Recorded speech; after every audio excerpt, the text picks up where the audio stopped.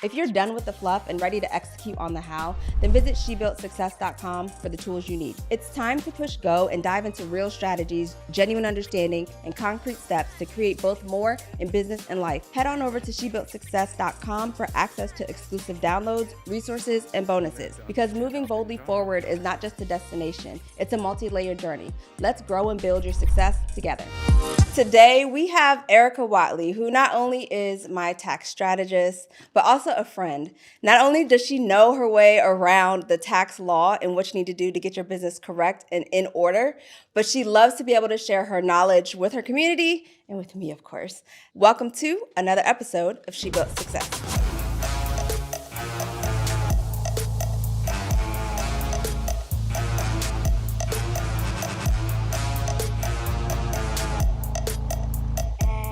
So, well, Erica, welcome. Thank you for having me. Absolutely. I'm excited to get into this. I really look forward to just unpacking for our listeners a little bit about where they are in their journey of building a business. They might have just started, so they're in that starting entry-level phase, about under 100K. And then we have those who are in the middle. They're shifting. They're looking for resources. They're looking for ways to expand their business. They've hit that 100K mark, but they know that there's more. And they want to be able to understand what they need to do to get into that tax strategy and have the right pieces in play. And then we have those listeners who are on the scale side of things. And they're like, okay, I've been around the block a couple times, but there's something at that next level that I may not be prepared for. And so I want to look at unpacking what tax strategy looks like for companies that are in all three of those spaces so that they can start thinking about, if they don't have a tax strategist, get with Erica. Just saying, put the plug right there. But if they do, what are the things that they should be considering or looking at to be able to put their business in a good light, whether that's to continue to grow or sometimes to stay where they are for that season? A startup company, $0 to $100,000 a year. So for a company like that, the first thing I would tell them to do is make sure that their foundation is set. Okay. You want to make sure you understand why you're setting up an LLC, why you want to consider electing to be an S-Corp, and understanding what the compliance requirements are for that. The next phase I would tell them to do is understanding what qualifies as a business deduction for your company. Okay. And this is still startup? This is still startup. Okay. What qualifies as a deduction? If you're starting a knitting company, there's no need for you to think about buying a G-Wagon for depreciation. Right. You know? So the other part of that is for them to learn to research for themselves. Okay. Why do you feel your business needs to take this deduction? How does this deduction affect your business, but also your bottom line? And then two, every year during tax prep, they need to be getting educated. Okay. This is how much money you had come in. This is how much money went out. And here's your difference. And who does that education? I always tell people you have to self-educate as well, but also talk to your tax preparer or your accountant and just make sure they have a keen understanding of your business. What's the purpose of your business? What do you need to run your business? And you move forward from there. Let's say that person has exceeded that phase. We're now $100K to $800,000 a year. This is when tax planning gets really fun. Fun for you or fun for them or both? For both. It can be both. Okay. So now we're talking about tax planning with putting yourself on payroll. Okay. Possibly putting your kids on payroll. Oh.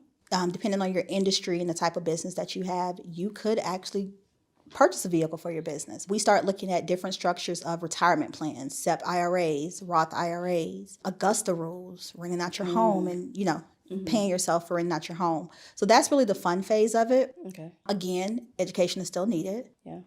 And I would say during that phase, you probably want to do your tax planning once a year. During the scaling phase. During the over scaling. 800K. Right. Okay. Now, as you get closer to that 800K, you may want to start looking at every 6 months, looking at your tax plan, looking at, do I need to pay estimated tax payments? Do I need to purchase more equipment, maybe depreciate that equipment? You get kind of deep into it at that phase. Over 800,000, I'm a keen believer in checking it every 3 months. And is it because things can shift quarterly in the business, or is it because tax rules or regulations can shift quarterly also?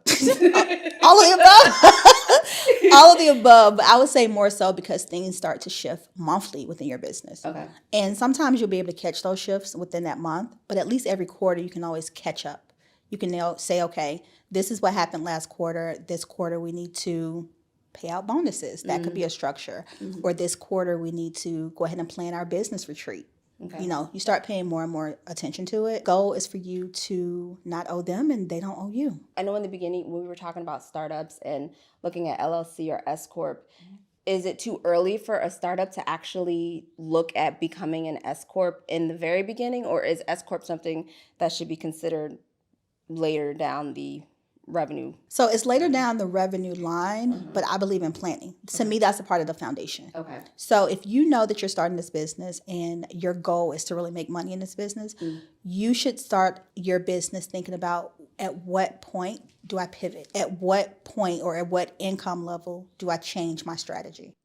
So if you go from making $5,000 a month to $50,000 a month, you waited too late if you did that jump. But you know, once I start seeing a trend of $5,000 a month to $10,000 to $15,000, now I need to change my strategy. Let's look at the pandemic, for instance. We know that shook everybody's business to some degree. Some, trended completely and skyrocketed up. Others did not. Do you find that when you're looking at the tax strategy or just revenue coming in as a company, volatility in what that looks like quarter to quarter, year to year, month to month, and then how do you address the changes or fluctuations? So if you were, at one point on scale, so you were 800K plus, and then now you've kind of gone back to the shift and you're under that 800K, like what does that look like? Like, is that frowned upon? Like, what does that look like as with your lens? Like, what does that look like as a business? So it's not frowned upon. I believe in forecasting for your business. Forecasting just based on revenue, based on benchmarks, based on your goals. And of course, you have to adjust accordingly. Right. Being that the pandemic was literally a unicorn year, I feel like it should have opened everyone's eyes to you should always be prepared for anything in business. Because you can go from a 0 to a million, or you can go from a million to 0. But what does that look like? So I say forecast. Do you forecast both sides, the trending down and trending up? Yes. Okay. Because when it comes down to it, you have to look at, can I keep my team? What services would need to be cut first? How do I sustain where I am? Or is it sustainable? Because there are a lot of companies that will think that their numbers are still sustainable, but it's not reality. You went from making $100,000 a month with $80,000 worth of expenses. Making $80,000 a month with $80,000 worth of expenses is not going to sustain you. So I like to look at it both ways. Is there like a sweet spot where when you're considering the shift or scale, and I know startup, don't worry startups, we got you. But when you're considering the shift or the scale, is there a sweet spot where obviously you would meet regularly with your tax person or your preparer, but is there a sweet spot where you would be able to, because of course crossing the span from shift to scale, sometimes like you said, can be a drastic, it could be an incremental move. Is there like a set dollar amount to say, hey, at this X amount, thousands or millions a year, you should do this? Or is it, I know it's case by case, but not necessarily, because with tax planning, it goes so much deeper. Because you may have $1 million company with 2 employees. I may have $1 million company with 9 employees. So we have to take that into consideration. But also, too, I may be married with 9 kids. You may be married with 1. So those scales, like you have to look at the company holistically, but then you also have to look at the person that's running the company. And then 2, it's based on goals. of the company. Your goal may be to have as much profit for you to reinvest back into the company, whereas my goal is to have the company make as little as possible, or show as little as possible on paper. It's so much deeper than just the industry, but what that person goals are. How do you see your business and what do you want to go to next? Okay, here's a question. I'm a service-based company, but for our product-based friends, an inventory and the things that they would need to keep in their back pocket, if you will, or keep their business running. Do the same rules or parameters apply when you're, scaling, going from startup to shift to scale? Or are there differentiators that companies who are service versus product-based should be looking at or considering when they're either looking for a tax strategist or talking with their tax strategist? Are there parameters that they should be considering based on the type of work that they do, whether it's service or product? Product, their main focus is going to be increase of cost of goods. Okay. So you want to make sure that you're accounting for inflation. You want to make sure that you're talking to someone that understands the shift in products versus services. Let's just take the pandemic. Yeah. Before 2020, people could get products shipped freight for maybe $3,000-$4,000. I had clients that $3,000 went to $9,000 over the course of 2 or 3 weeks because of the cost. Whereas with service, you have a Zapier connection and you went from paying $80 to $95. So you have to look at the difference of, again, your deductions versus the cost of goods, your software and subscriptions versus someone who is product-based, their cost of goods. And this is still in the realm of just understanding not only that foundation, but those next levels that you're looking to attain. I'm gonna come back to S-Corp, but I know there are other corps that hopefully you can chime in on. But for S-Corp, like I know for me, we've made my company, we file as an S-Corp. We're still an LLC, but we file as an S-Corp. Can you talk about, maybe you can go as deep or shallow as you choose, but can you talk about a little bit about like what the advantages are, S-Corp, LLC, C-Corp, what that may look like? We can make up a company if you want, but what that may look like on paper, but then to you as you're looking over a company and making those kind of recommendations. So starting up, you definitely want to do your LLC, limited liability company. That is literally just for that liability. Okay, so if something happens to you, you're separated from your company. You'll still file a Schedule C, which is a part of your personal tax return, but you have a actual LLC, a business. LLC elected to be taxed as an S-Corp. So S-Corp, sub-corp allows your company to file a separate tax return from you. Yeah, that's what we do. Exactly. So Claudia's company is separate from Claudia. Right. However, a part of an S-Corp is you have to be on payroll.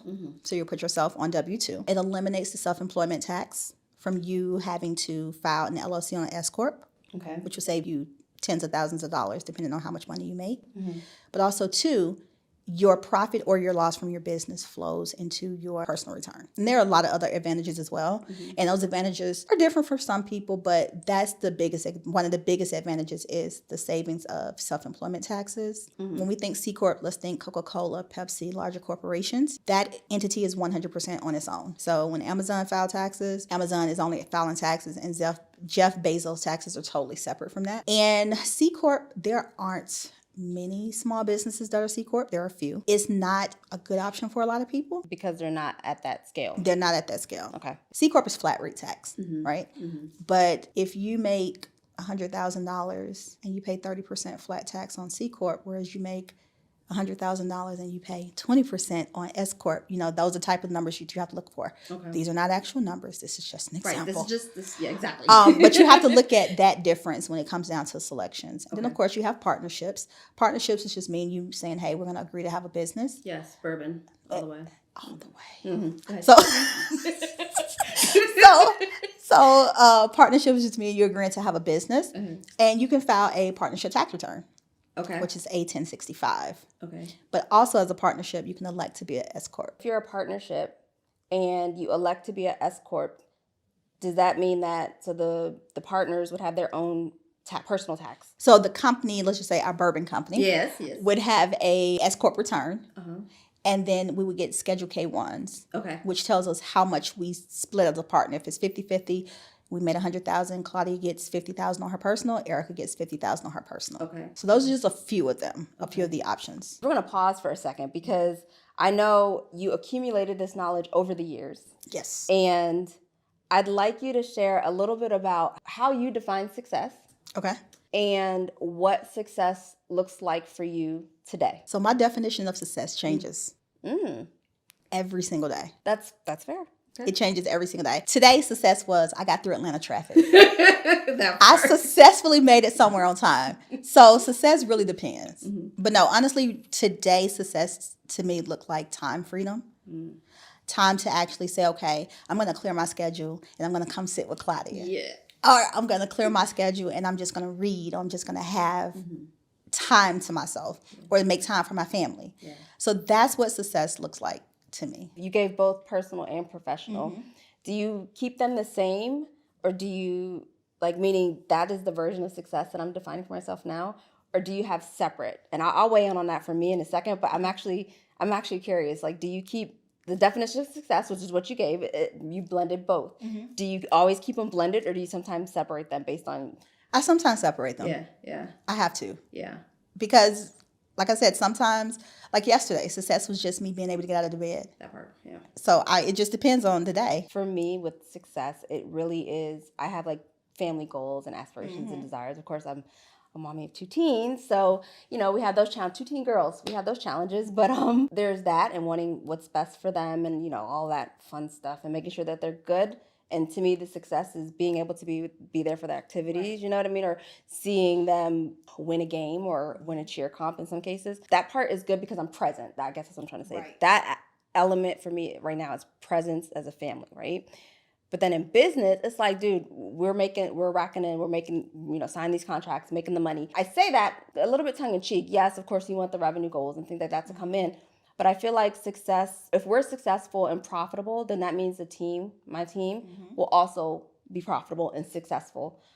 Because I believe it's very key to not uplift.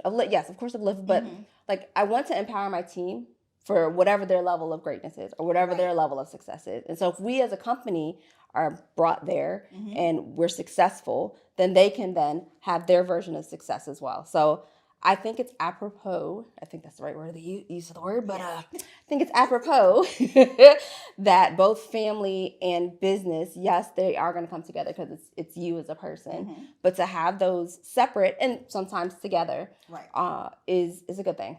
It's definitely a good thing. I think too, for me, I had to separate mine. Why?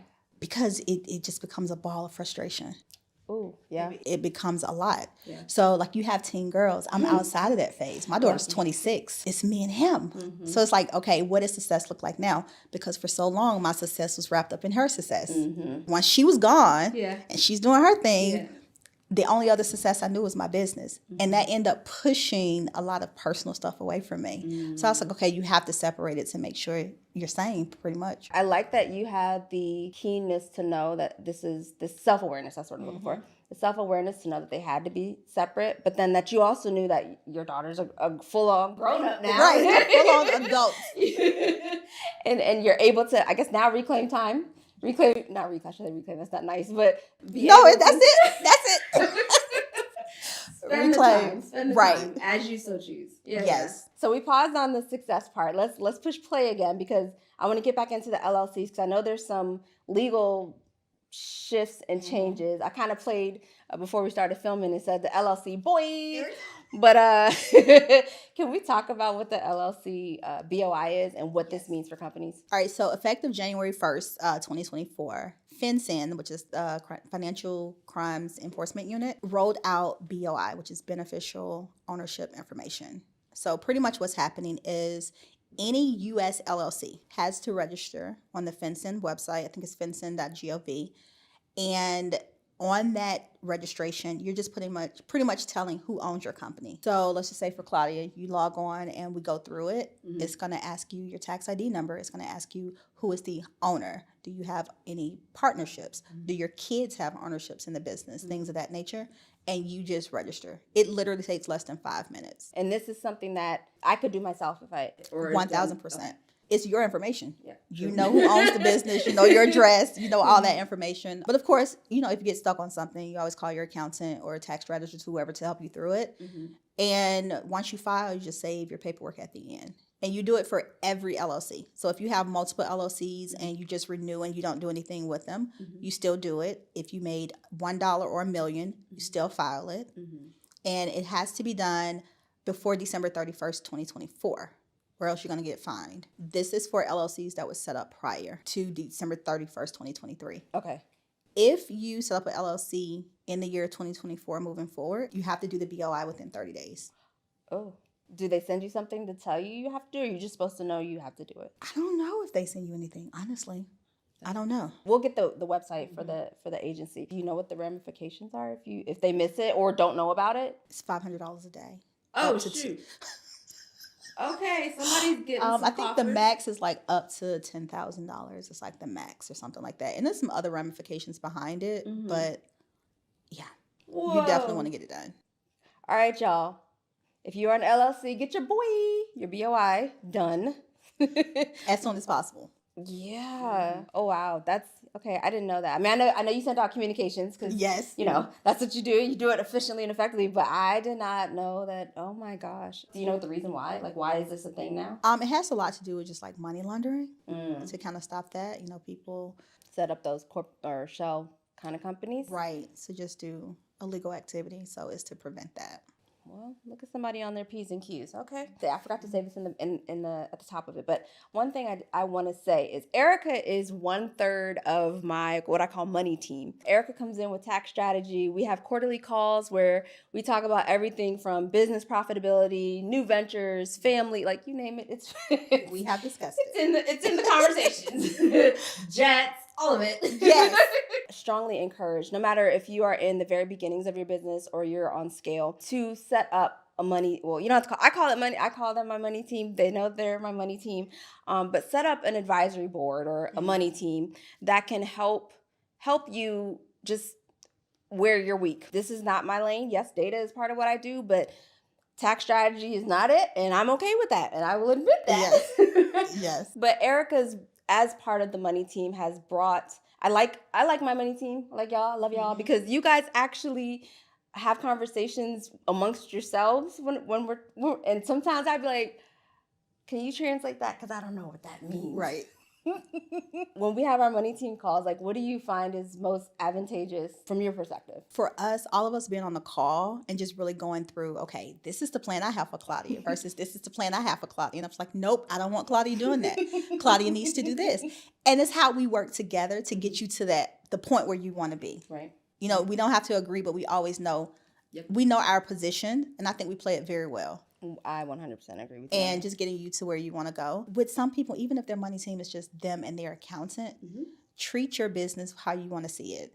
So if you know you want to be in a position where you're making $2-3 million a year, you start treating your business like that now.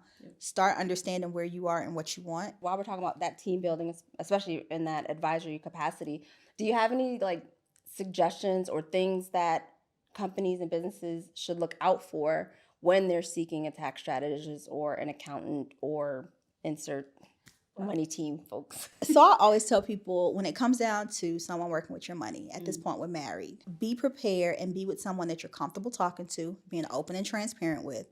What was the old saying? You don't lie to your attorney, your doctor, and your accountant. Girl, I can't quote a quote to save my life, so that sounds good to me. So you have to treat that person or your team as the people that you're married to. You have to be able to get along. You have to understand. You're not going to agree, but we know that we're doing this together for a greater good. That would be the first thing. And just someone that you feel comfortable being able to say no to, or I want to change positions, I want to pivot, and that person understands that they're going to pivot with you. Right. So those would be the main things that I'm looking for.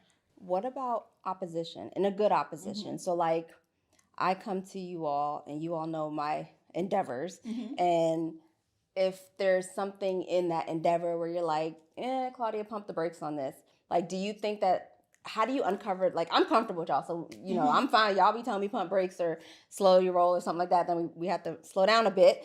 But finding that opposition, or that, which is needed, that challenge, if you will, how would you say someone is a good way someone can go to uncover that, to find a person like yourself who will be able to be like, yeah, no, you might want to consider something else? Like, what are good markers, I think is what I'm asking. Have they worked in your industry before or with your industry? Do they understand the risk that come with some of these investments? Like when we discussed the jet, we had to go down that list of, hey, this is the risk. It sounds beautiful, but this is the risk. Asking questions. They have to be comfortable asking questions and asking uncomfortable questions. And really understanding, okay, you say this is a goal, but is this really something that you want to do? Or is it just how you feel right now? Like really asking the hard questions is going to be the main thing. And I'm putting myself on the chopping block again because why not? So for the nonprofit, for Black Girls Fly, which we are officially a 501c3. You heard it here. Yes, very excited. I know when we originally, had the meetup and the conversations, it was around the LLC, the Capital Consulting Group. But do you think that since I now have a nonprofit, that it would make sense to, of course, still talk about it in the money team, or should we be looking to get the nonprofit its own quote unquote money team? No, we'll still talk about it until we get to that point. Yeah. Because with what you're doing and the purpose behind the nonprofit, and where we see it going, you want to set the foundation right. Once we set that foundation right, then we're going to expand into, hey, I can't be a part of it, but let's interview the person that can. Because once you get to a certain point with that, we may not be who you need to take it further. So it's just based on that. Fair enough. I'm excited because, interestingly enough, we talk about startup shift and scale. Right. We are in startup with Black Girls Fly. And I think the same, I know we didn't talk about nonprofits in terms of, we did LLCs, S-Corps, C-Corps, but I think there are still some, like you said, very similar attributes that nonprofits could then translate into what that would look like for them. So you still need that foundation. You do. And with nonprofits, you legally need that foundation. Yes. So Yes. That's new waters, but here we go. we're going to jump in together. Right, exactly. So what do you think is on the horizon for in the tax industry? I know obviously we don't like to date things, but we're in an impending election and things of that funness. So what do you think is kind of on the horizon for tax law? Lots of changes. Yeah. Lots of changes. Like right now, they're trying to determine if they're going to raise the CTC, which is the child tax credit, increase it. January 29th is the start of tax season. But we have to wait to see if it's going to be increased before we actually file people's taxes. So I think we're going to see a lot of changes that way. I think we're going to see increase in taxes, in tax rates, just like we're seeing an increase in inflation. I think it's definitely going to be a lot of changes there. As far as She's like, the election, I mean, you can say Switzerland. It's all good. Yeah, like I'm trying. There's no politically correct way to say it. I just say be prepared for anything and everything. Yeah. Just be prepared for it. I think a lot is going to shift, and it's not going to shift in a beneficial way to us. So you just have to be prepared for it. Well, now accepting applications. You heard it first from Erica. I think that I'm with you. I as long as we've been working together, I've seen the, not quite pivots, but the adjustments that we've had to do with the company just in growth and in strategy to make sure that we're in the best position. I think that at this point, we're going to actually look at just, what this new year has to offer. Exactly. in the realms of just being prepared for, like you said, plan now. So being prepared for what's to come. Any parting words before we wrap? People, do your research.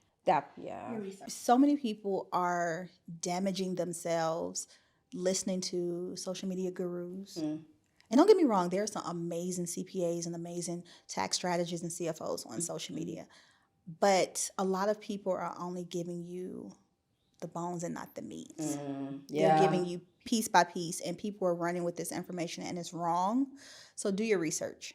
If it sounds just way too good, it's probably not right. You're probably missing a lot of the information. So that is something I would tell everyone to do. No, that's very key. And in case anyone's curious, Erica and I met through third of the money team, our CFO, Kendra, who you all have the lovely pleasure of meeting here in the future. But so I'm with you on the research, and I hate to say no, you're within your network, but really and truly, a lot of the relationships that have been cultivated with yourself, with us, those that you can't see off camera, but the video team and operations team and such, has really been through relationships.